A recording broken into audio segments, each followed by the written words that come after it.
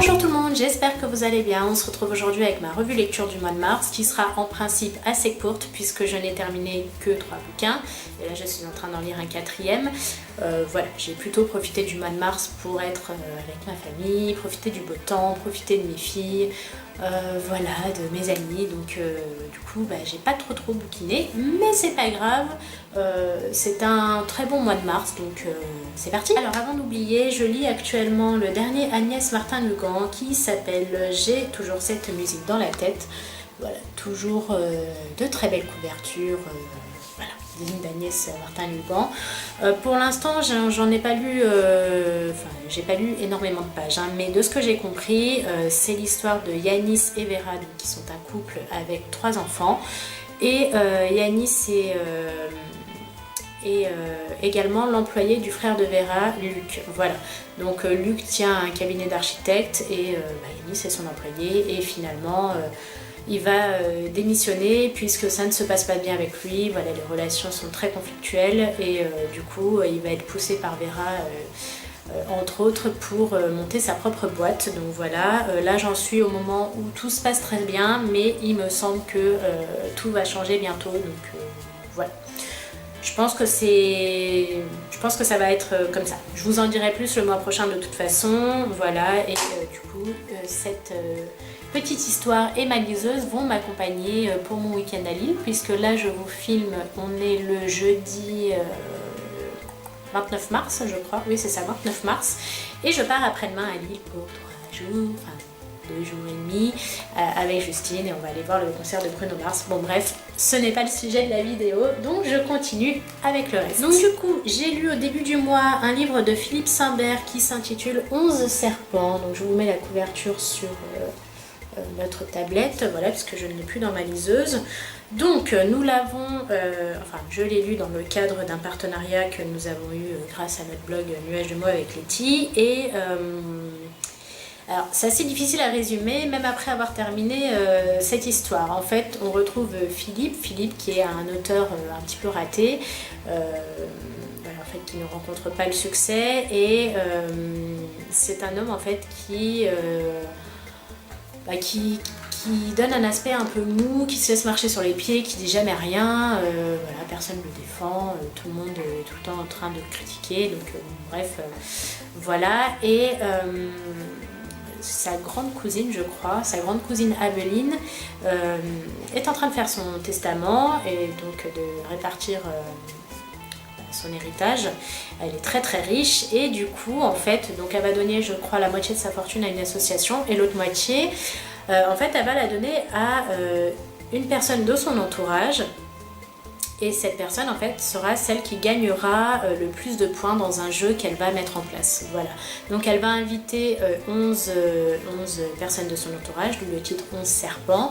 Voilà, il y a sa sœur, il y a donc Philippe, il y a son banquier ou son courtier, je ne sais plus, voilà, et d'autres personnes. Et en fait le but du jeu, ça va être du coup d'avoir le plus de points dans les missions qu'elle va confier, et pour ça en fait il va souvent falloir écraser les autres. Donc voilà, elle va s'en suivre beaucoup de conflits, il y en a qui vont claquer la porte, quitte à perdre tout l'argent, tant pis, voilà, tout ça sur une touche un peu humoristique. Donc voilà, c'est un peu difficile à résumer, mais vous connaissez, hein, j'essaie de faire du mieux que je peux.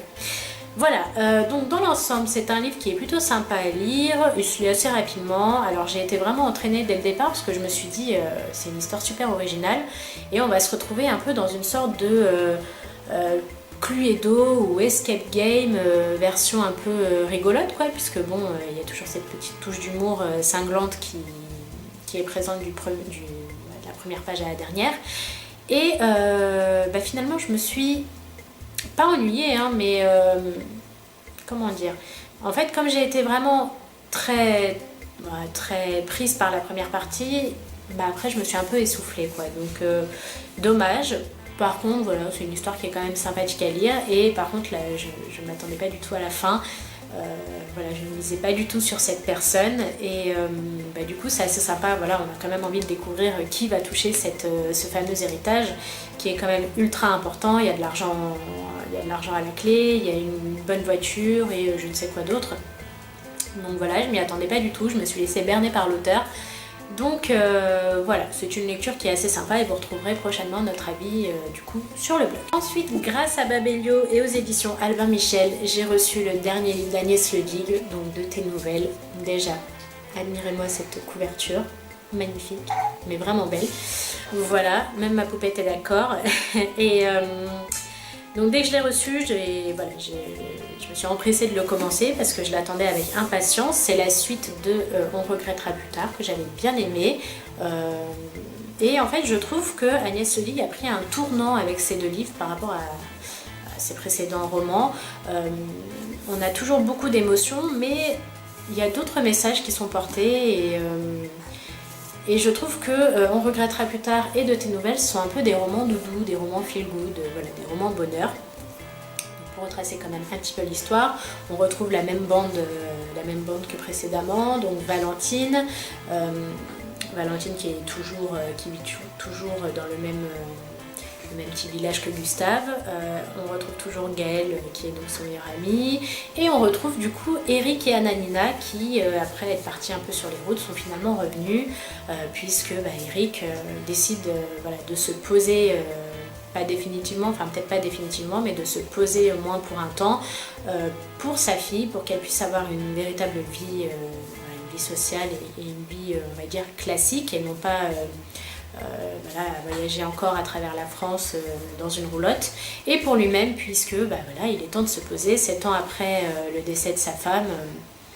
Il veut retrouver le bonheur d'aimer et d'être aimé. Voilà en gros pour l'histoire. À côté de ça, vous avez également Gaël qui lui va connaître un drame dans sa vie et va se remettre en question et va décider de changer. Il va absolument perdre le poids qu'il a en trop. Et pour ça, il va être coaché par Eric, par Gustave, par Valentine et même par la petite Ananina. Donc voilà, c'est très mignon. C'est un livre que j'ai beaucoup aimé. Mais vraiment, ça m'a fait beaucoup de bien de le lire. Voilà, c'était dans une période où en fait mon moral il faisait un jour oui, un jour non, un jour oui, un jour non. Il y a des périodes comme ça, hein, la grisaille et la pluie n'aident pas. Et du coup, il m'a fait beaucoup de bien et voilà, j'ai beaucoup aimé et j'ai aimé également le fait que en fait, Agnès Ledig, à chaque roman, aborde toujours avec justesse certains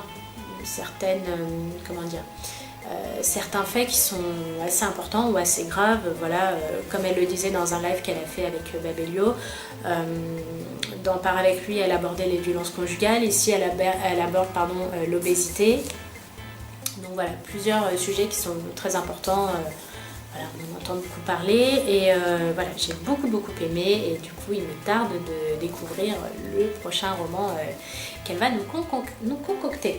Ensuite, dernier roman et pas des moindres, j'ai terminé sur un bon petit coup de cœur. C'est le dernier Anna McPartlin qui s'intitule Mon midi, mon minuit, et en réalité c'est le premier roman de l'auteur. Voilà, il a été écrit en 2005 ou 2006 et en fait il n'est publié en 2017. Voilà, qu'en 2017 en France. Allez savoir pourquoi, aucune idée. Bref, la couverture est magnifique, j'en suis toujours autant amoureuse. Et dans ce livre, en fait, on retrouve Emma qui est en couple avec John et qui est très heureuse. Et malheureusement, elle va perdre son compagnon dans un accident de voiture. Donc, on va suivre Emma dans toutes les étapes du deuil, dans la reconstruction de sa vie, mais pas que, puisque il y avait d'autres personnes dans son entourage. On suit également la vie de son ami Sean, qui était le meilleur ami de John, de Chloé, qui est la meilleure amie d'Emma, de Anne, qui est aussi la meilleure amie d'Emma. En fait, c'était le petit trio de choc, de son mari Richard. Et voilà, on suit un peu la vie de toute cette bande d'acolytes et comment ils vivent en fait la disparition de John et comment surtout ils essayent de se reconstruire, voilà, puisque chacun a été affecté. Emma bien sûr puisque c'était l'amour de sa vie, mais pas que elle en fait, voilà, tout le monde a été affecté par cette tragédie.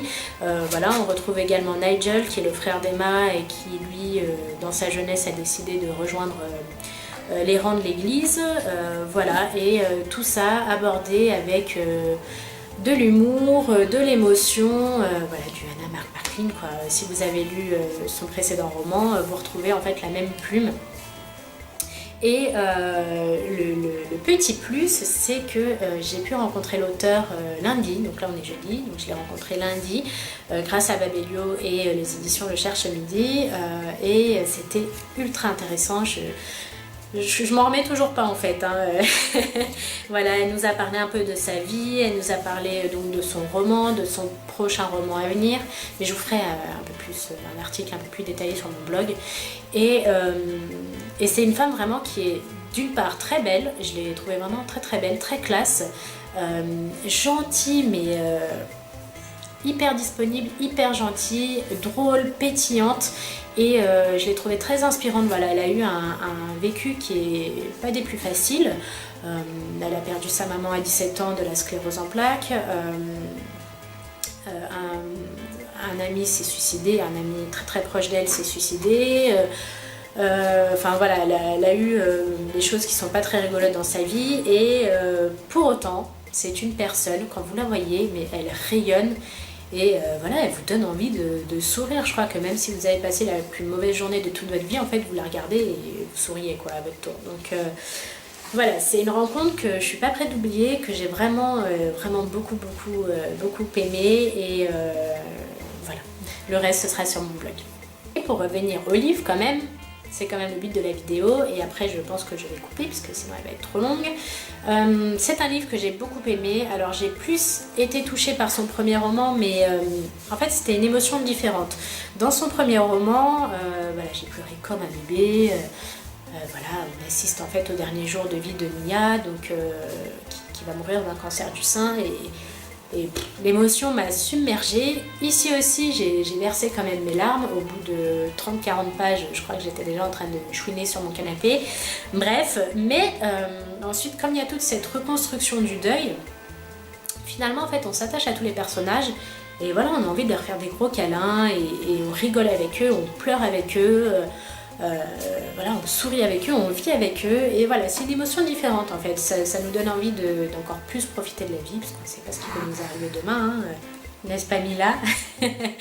Et voilà, c'est un livre que j'ai beaucoup aimé également, qui va rejoindre ma bibliothèque, et en plus j'ai eu la chance de pouvoir le faire dédicacer par l'auteur, donc c'est un livre que je vais garder vraiment bien précieusement dans ma bibliothèque. Voilà pour les bouquins lus ce mois-ci. N'hésitez pas comme d'habitude à échanger si vous voulez avec moi en commentaire, à me dire si vous avez lu ces livres, si vous voulez les lire, qu'est-ce que vous lisez en ce moment, enfin voilà. J'aime bien discuter avec vous, que ce soit ici sur Facebook, Twitter, Instagram, ou même Snap. D'ici là, portez-vous bien, et je vous dis donc à très bientôt pour une nouvelle vidéo. Ciao!